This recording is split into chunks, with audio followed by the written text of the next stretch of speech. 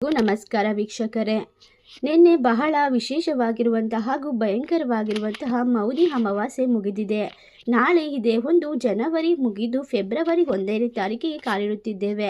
ಇದೇ ಒಂದು ಫೆಬ್ರವರಿ 1ನೇ ತಾರೀಕಿನಿಂದ ಈ ರಾಶಿಯಲ್ಲಿರುವಂತಹ ವ್ಯಕ್ತಿಗಳಿಗೆ ಅದೃಷ್ಟ ಹೆಚ್ಚಿನ ಮಟ್ಟದಲ್ಲಿ ದೊರೆಯುತ್ತದೆ. ಎಲ್ಲ ರೀತಿಯ ಅಪಾಯಕಾರಿ ಸಂದೇಶಗಳು ದೂರವಾಗಿ ಗೋಲ್ಡನ್ ಟೈಮ್ ಈ ರಾಶಿಯಲ್ಲಿರುವಂತಹ ವ್ಯಕ್ತಿಗಳಿಗೆ ಬರುತ್ತದೆ ಎಂದು ಹೇಳಬಹುದು. ಹೌದು, ಈ ರಾಶಿಯಲ್ಲಿರುವಂತಹ ವ್ಯಕ್ತಿಗಳಿಗೆ ಇನ್ನು ಮುಂದೆ ಶುಕ್ರ ಮಂಗಳ ಒಟ್ಟಾಗಿ ನವಪಂಚಮ ಯೋಗವು ಶುರುವಾಗುತ್ತದೆ. ಇದರಿಂದಾಗಿ ಧನ ಸಂಪತ್ತಿಗೆ ಸಂಬಂಧಿಸಿದಂತೆ ಹಲವಾರು ರೀತಿಯ ಯೋಗ ಫಲಗಳು, ಶುಭ ಫಲಗಳು ಈ ರಾಶಿಯವರಿಗೆ ಸಿಗುತ್ತದೆ. ಹಾಗಾದರೆ ಯಾವೆಲ್ಲ ರಾಶಿಯವರು ಯಾವೆಲ್ಲ ರೀತಿಯ ಲಾಭ ಹಾಗೂ ಅದೃಷ್ಟವನ್ನ ಬರಮಾಡಿಕೊಂಡು ಜೀವನದಲ್ಲಿ ಎಲ್ಲ ರೀತಿಯ ಯಶಸ್ಸನ್ನ ಗಳಿಸಿಕೊಳ್ಳುತ್ತಾರೆ ಎಂದು ತಿಳಿದುಕೊಳ್ಳೋಣ. ಅದಕ್ಕೂ ಮುನ್ನ ನೀವು ಕೂಡ ದೇವರು ಹಾಗೂ ಜ್ಯೋತಿಷ್ಯ ಶಾಸ್ತ್ರವನ್ನ ನಂಬುವುದಾದರೆ ನಿಮ್ಮ ಇಷ್ಟ ದೇವರ ಹೆಸರನ್ನ ಈಗಲೇ ಕಮೆಂಟ್ ಮಾಡಿ.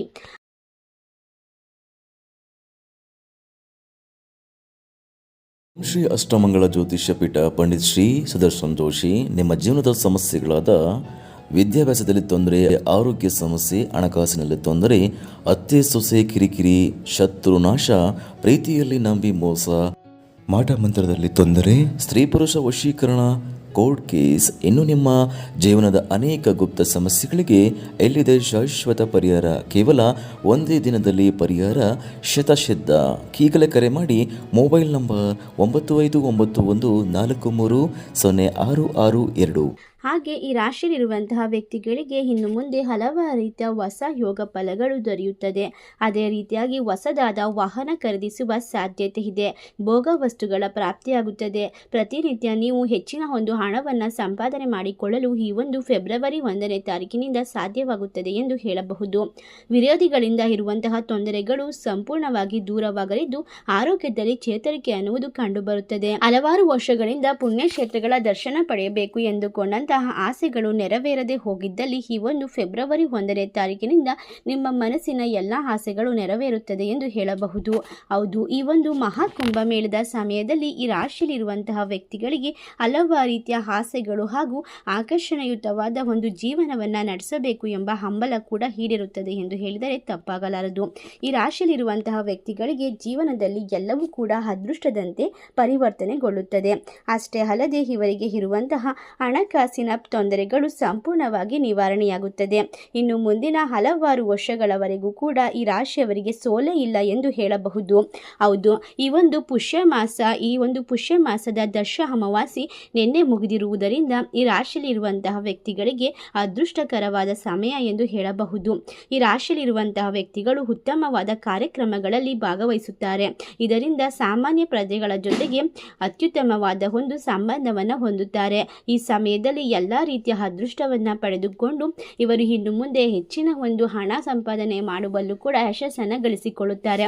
ಅದೇ ರೀತಿ ತ್ರಿವೇಣಿ ಸಂಗಮದಲ್ಲಿ ಪುಣ್ಯ ಸ್ಥಾನವನ್ನ ಮಾಡಿದರೆ ಜನ್ಮ ಜನ್ಮದ ಪಾಪಗಳು ಕೂಡ ಪಾವನವಾಗುತ್ತದೆ ಎಂದು ಹೇಳಲಾಗುತ್ತದೆ.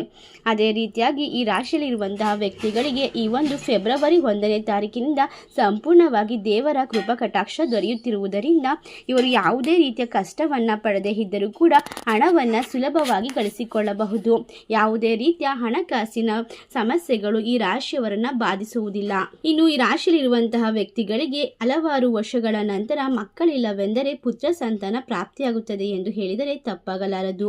ಇನ್ನು ಮುಂದಿನ ಹಲವಾರು ವರ್ಷಗಳವರೆಗೂ ಕೂಡ ಇನ್ನು ಈ ರಾಶಿಯಲ್ಲಿರುವಂತಹ ವ್ಯಕ್ತಿಗಳಿಗೆ ಸೂರ್ಯ, ಚಂದ್ರ ಮತ್ತು ಬುಧಾದಿತ್ಯ ಗ್ರಹಗಳಿಂದ ಅತ್ಯುತ್ತಮವಾದ ಲಾಭಗಳು ದೊರೆಯುತ್ತದೆ. ಇವರು ಜೀವನದಲ್ಲಿ ಅಂದುಕೊಳ್ಳದೇ ಇರುವಂತಹ ಮಟ್ಟದಲ್ಲಿ ಯಶಸ್ಸನ್ನ ಕಂಡುಕೊಳ್ಳುತ್ತಾರೆ. ಅಷ್ಟೇ ಅಲ್ಲದೆ ಇವರಿಗೆ ಇರುವಂತಹ ಅನಾರೋಗ್ಯದ ಸಮಸ್ಯೆಗಳಿಂದ ಪರಿಹಾರವನ್ನು ಪಡೆದುಕೊಳ್ಳಬಹುದು.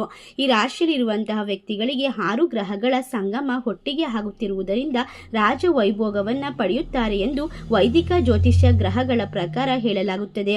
ಕಾಲಕಾಲಕ್ಕೆ ಇತರ ಗ್ರಹಗಳೊಂದಿಗೆ ಸಂಯೋಗವನ್ನು ಹೊಂದುತ್ತಿರುವಂತಹ ಗ್ರಹಗಳ ಪರಿಣಾಮದಿಂದಾಗಿ ಮಾನವನ ಜೀವನದ ಮೇಲೆ, ದೇಶ ಮತ್ತು ಪ್ರಪಂಚದ ಮೇಲೆ ಕಂಡುಬರುತ್ತದೆ. ಮೀನ ರಾಶಿಯಲ್ಲಿ 6 ಗ್ರಹಗಳು ಒಟ್ಟಿಗೆ ಸೇರುತ್ತವೆ.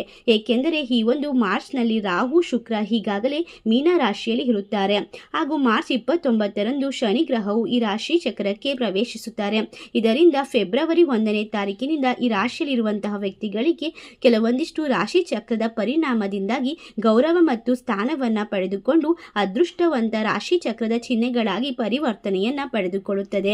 ಹೌದು, ಈ ರಾಶಿಯಲ್ಲಿರುವಂತಹ ವ್ಯಕ್ತಿಗಳಿಗೆ ಇನ್ನು ಮುಂದೆ ಗ್ರಹಗಳ ಸಂಯೋಜನೆಯು ತುಂಬಾ ಶುಭ ಹಾಗೂ ಅತ್ಯಂತ ಪರಿಣಾಮಕಾರಿ ಎಂದು ಸಾಬೀತುಪಡಿಸಲಾಗಿದೆ. ನೀವು ಕೆಲಸದ ಸ್ಥಳದಲ್ಲಿ ಉತ್ತಮವಾದ ಅವಕಾಶಗಳನ್ನು ಮತ್ತು ಪ್ರಯೋಜನಗಳನ್ನು ಪಡೆದುಕೊಳ್ಳಬಹುದು. ಇದು ದೀರ್ಘಾವಧಿಯಲ್ಲಿ ಪ್ರಯೋಜನಕಾರಿ ಎಂದು ಹೇಳಿದರೆ ತಪ್ಪಾಗಲಾರದು. ಈ ರಾಶಿಯಲ್ಲಿರುವಂತಹ ವ್ಯಕ್ತಿಗಳು ಉದ್ಯೋಗದಲ್ಲಿ ಸಂಬಳ ಅಥವಾ ಬಡ್ತಿಯನ್ನ ಹೆಚ್ಚಳ ಮಾಡಿಸಿಕೊಳ್ಳುವ ನಿರೀಕ್ಷೆಯನ್ನ ಹೊಂದಬಹುದಾಗಿದೆ. ಅಷ್ಟೇ ಅಲ್ಲದೆ ನಿಮ್ಮ ಕೆಲಸ ಅಥವಾ ವ್ಯವಹಾರವು ವಿದೇಶಗಳೊಂದಿಗೆ ಸಂಪರ್ಕ ಹೊಂದಿದ್ದರೆ ನಿಮಗೆ ಉತ್ತಮ ಲಾಭ ಸಿಗಬಹುದು. ಈ ಸಮಯದಲ್ಲಿ ನಿಮ್ಮ ಸಹೋದರಿಯರಿಂದ ನಿಮಗೆ ಬೆಂಬಲ ಸಿಗುತ್ತದೆ. ಈ ಒಂದು ರಾಶಿಯಲ್ಲಿರುವಂತಹ ವ್ಯಕ್ತಿಗಳಿಗೆ ರಾಶಿ ಚಕ್ರದ ಚಿಹ್ನೆಗಳಲ್ಲಿ ಗ್ರಹಗಳ ಸಂಯೋಜನೆಯು ಶುಭವೆಂದು ಹೇಳಬಹುದು. ಏಕೆಂದರೆ ಈ ಯೋಗವು ನಿಮ್ಮ ರಾಶಿ ಚಕ್ರ ಚಿಹ್ನೆಯ ಸಂಪತ್ತು ಮಾತಿನ ಸ್ಥಾನದಲ್ಲಿ ಸಂಭವಿಸಲಿದೆ. ಆದ್ದರಿಂದ ಈ ಸಮಯದಲ್ಲಿ ನೀವು ಕಾಲಕ್ಕೆ ಹಠಾತ್ ಆಗಿ ಆರ್ಥಿಕ ಲಾಭಗಳನ್ನು ಪಡೆಯಬಹುದು. ಅಲ್ಲದೆ ನಿಮ್ಮ ಸೃಜನಶೀಲತೆ ಮತ್ತು ನಿರ್ಧಾರ ತೆಗೆದುಕೊಳ್ಳುವ ಸಾಮರ್ಥ್ಯವು ಕೆಲಸದ ಸ್ಥಳದಲ್ಲಿ ನಿಮಗೆ ಯಶಸ್ಸನ್ನು ತರುತ್ತದೆ. ಈ ರಾಶಿಯವರು ಉನ್ನತ ಅಧಿಕಾರಿಗಳೊಂದಿಗೆ ಉತ್ತಮ ಸಂಬಂಧದಿಂದಾಗಿ ಬಡ್ತಿಯ ಸಾಧ್ಯತೆಗಳಿವೆ. ಹೊಸ ಯೋಜನೆಗಳು ಕೂಡ ಈ ರಾಶಿಯವರು ಪ್ರಾರಂಭಿಸಬಹುದು. ಐಷಾರಾಮಿ ಜೀವನವನ್ನ ಈ ರಾಶಿಯವರಿಗೆ ಈ ಒಂದು ಗ್ರಹಗಳ ಬದಲಾವಣೆಯಿಂದ ಪಡೆದುಕೊಳ್ಳಲು ಸಾಧ್ಯವಾಗುತ್ತದೆ. ಇಷ್ಟೆಲ್ಲ ಲಾಭವನ್ನ ಪಡೆದುಕೊಳ್ಳುತ್ತಿರುವ ಅದೃಷ್ಟಶಾಲಿ ರಾಶಿಗಳು ಯಾವುವು ಎಂದರೆ ಕುಂಭ ರಾಶಿ, ಮೀನ ರಾಶಿ, ಮೇಷ ರಾಶಿ, ಧನಸ್ಸು ರಾಶಿ, ಕರ್ಕಾಟಕ ರಾಶಿ, ವೃಶ್ಚಿಕ ರಾಶಿ, ವೃಷಭ ರಾಶಿ, ಮೀನ ರಾಶಿ, ತುಲಾ ರಾಶಿ. ಈ ರಾಶಿಗಳಲ್ಲಿ ನಿಮ್ಮ ರಾಶಿ ಇದ್ದರೂ ಇಲ್ಲದಿದ್ದರೂ ಭಕ್ತಿಯಿಂದ ಓಂ ನಮಃ ಶಿವಾಯ ಎಂದು ಕಮೆಂಟ್ ಮಾಡಿ, ವಿಡಿಯೋಗೆ ಒಂದು ಲೈಕ್ ಕೊಟ್ಟು ಎಲ್ಲ ಕಡೆ ಶೇರ್ ಮಾಡಿ. ಧನ್ಯವಾದಗಳು.